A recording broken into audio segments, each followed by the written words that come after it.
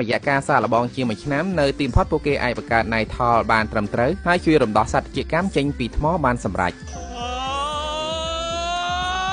នៅពេលនោះពួកគេសប្បាយចិត្តណាស់ព្រោះពួកគេមានវិធីអាចជួយមនុស្សជាតិបានហើយមនុស្សដែលពួកគេត្រូវជួយមុនគេសែនខូបានឲ្យថៃជូជាអ្នកជ្រើសរើសទោះជាគេមិនប្រាប់ក៏យើងស្មានដឹងដែរថាថៃជូច្បាស់ជាទៅជួយយូស៊ូរីហាមុនគេហើយបន្តមកពួកគេទាំងពីរនាក់បាននាំគ្នាដើរត្រកយូស៊ូរីហាប៉ុន្តែថៃជូមិនឲ្យសែនខូជួយនាងឥឡូវនោះទេដោយសារតែនៅពេលដែលជួយនាងច្បាស់ជាស្រាតអណកុកមិនខានថៃជូចង់យកនាងទៅផ្ទះដែលមានបន្ទប់បិទបាំងសិនចាំជួយនាងតាមក្រោយបន្តមកខណៈពេលដែលពួកគេរៀបចំចេញដំណើរទៅផ្ទះស្រាប់តែសយខ្លាំងណាស់មានតោមកវងបានមកដល់ហើយដេញតាមខាំពួកគេនៅពេលនោះថៃជូចង់ឲ្យសែនខូយកយូស៊ូរីហារត់ទៅមុនទុកឲ្យគាត់ជាអ្នកទប់ទល់ជាមួយតោតែសែនខូដឹងច្បាស់ណាស់ថាថៃជូមិនអាចទៅរួចជាមួយតោទេកន្លងមកនៅពេលដែលថៃជូជួយសែនខូម្ដងគាត់មិនដែលវាយនរណាឡើយសុខចិត្តឲ្យគេវាយគាត់ជំនួសបន្តមកពួកគេក៏នាំគ្នារត់បន្តទៀតហើយថៃជូបាននឹកឃើញបរិសុទ្ធខ្លាំងម្នាក់ឈ្មោះស៊ូខាសាដែលគាត់បានឃើញកាលពីលើកមុនបើតាមគេឈ្មោះរបស់ស៊ូខាសាគាត់ប្រហែលជាអាចទប់ទល់ជាមួយនឹងសត្វតោបានដល់ពេលអញ្ចឹងទៅពួកគេក៏ឯកភាពគ្នាជួយស៊ូខាសាមុនស្ថានភាពនៅពេលនេះពិតជាអាសន្នណាស់ព្រោះវងសត្វតោបានមកពាល់ពួកគេជុំចិត្តអស់ទៅហើយសំណាងល្អស៊ូខាសាបានរើខ្លួនចេញពីថ្មទាន់ហើយបានស្ទុះទៅដល់តោឈ្មោះដែលជាមេវងតែមិនដៃទេងាប់បាត់ឃើញចឹងក្រុមតោញីផ្សេងទៀតភ័យក៏នាំគ្នាបែរក្បាលដកថយត្រឡប់ទៅវិ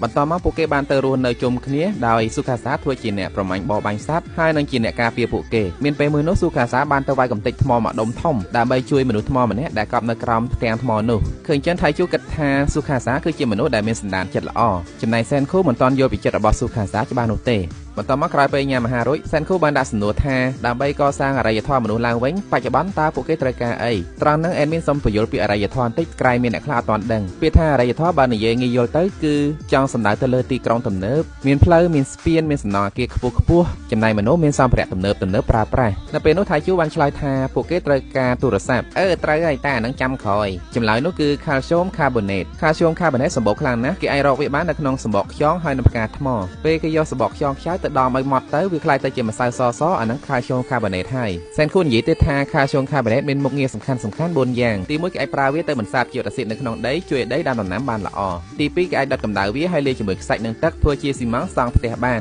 នទី3គេអាចយកវាទៅលាយជាមួយនឹងប្រេងធ្វើជាដុំសាប៊ូដើម្បីកម្ចាត់បាក់តេរីអាក្រក់នៅលើរាងកាយពេលនិយាយដល់ត្រឹមនេះស៊ូខាសាបានសរសើរសែនខូថាគាត់ពិតជាពូកែណាស់ហើយគាត់ជឿថាសែនខូពិតជាអាចសាងអរិយធម៌ជូនមនុស្សជាតិបានលឺអញ្ចឹងសែនខូអត់បានស៊ីចូលទេគាត់យល់ថាសម្ដីរបស់ស៊ូខាសាមានបង្កប់អត្ថន័យផ្សេងបន្តមកថៃជូបានទៅដល់ហើយសួរសែនខូថាផលប្រយោជន៍ទី4របស់ calcium carbonate នោះគឺអីគេហើយសែនខូក៏បានកែសម្ដីថាអត់មាន4ទេមានតែ3ទេតាមូលហេតុដែលសែនខូលាក់នៅពេលហ្នឹងគឺដោយសារតែគាត់អត់ទុកចិត្តស៊ូខាសានៅយប់នោះនៅពេលដែលគេដេកលក់អស់សែនខូអត់បានដេកទេគាត់បានរៀបចំធ្វើអាវុធម្ដងដើម្បីការពារខ្លួន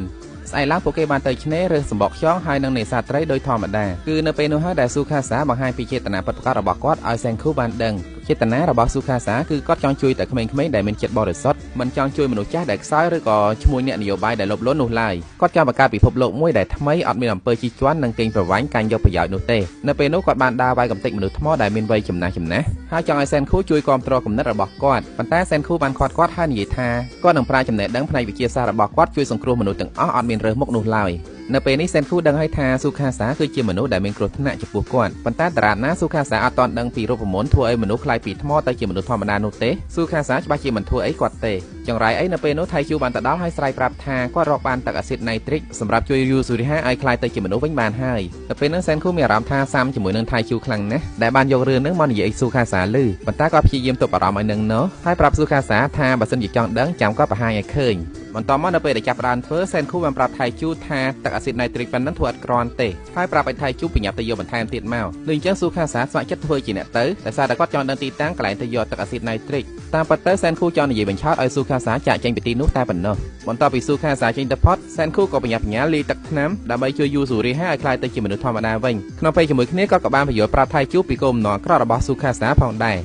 របន្តមកមិនយូរប៉ុន្មានពួកគេអាចរំដោះយូស៊ូរីហាចេញពីថ្មមកវិញបានឃើញចឹងថៃជូរបស់យើងពិតជារំភើបចិត្តណាស់ប៉ុន្តែក្រោយពេលយូស៊ូរីហាដឹងខ្លួនមិនបានយូរប៉ុន្មានផងស៊ូខាសាក៏បានត្រឡប់មកវិញហើយនៅពេលដែលឃើញសភាពមិនសូវស្រួលថៃជូក៏ចូលខ្លួនទៅការពារគ្នារបស់គាត់នៅពេលនោះអត់ចាំយូរទេថៃជូក៏សម្រុកចូលទៅទាំងកំរោលហើយសែនខូមើលដឹងថា 100% ថៃជូច្បាស់ជាមានគ្រោះថ្នាក់ដល់ពេលអញ្ចឹងទៅក៏ទាញស្នាដែលគាត់ធ្វើឲ្យពីយប់បាញ់សម្ដៅទៅកាន់ស៊ូខាសាមិននឹកស្មានថាស៊ូខាសាពិតជាលឿនណាស់អាចចាប់ផ្លែព្រួយរបស់គាត់គប់ចោលបានហើយថែនឹងបានរវល់ថៃជូមួយជើងចំពេញលំហឹងនៅពេលនោះស៊ូខាសាក៏មានការភ្ញាក់ផ្អើលជាមួយនឹងថៃជូផងដែរគាត់និយាយថាកន្លងមកអ្នកដែលគាត់តតត្រូវពេញលំហឹងអញ្ចឹងមិនអាចនៅឈរបានឡើយហើយគាត់ក៏មើលដឹងដែរថាថៃជូលោតចូលមកមិញនឹងមិនមែនមកវាយគាត់ទេគឺលោតចូលមកឲ្យគាត់វាយ នៅពេលនោះថៃជួចិត្តសឿងណាស់បានស្រែកខ្លាំងៗប្រាប់ស៊ូខាសាថាចង់វាយដំច្រំធាក់គាត់យ៉ាងណាក៏ដោយក៏គាត់ឲ្យវាយដែរឲ្យតែស៊ូខាសាបញ្ចប់គម្រោងការសម្រាប់មនុស្សរបស់គាត់